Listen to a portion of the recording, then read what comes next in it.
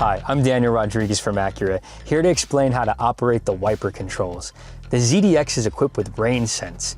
The sensor near the top center of the windshield detects the amount of water on the windshield and controls the frequency of the wiper based on the current sensitivity setting. With the vehicle on, turn the windshield wiper stalk to select the wiper speed, low, high, or off. For intermittent wipes, turn the outer band to select the interval frequency. For a single swipe, push the button on the side of the windshield wiper stalk to the first start position briefly and then release.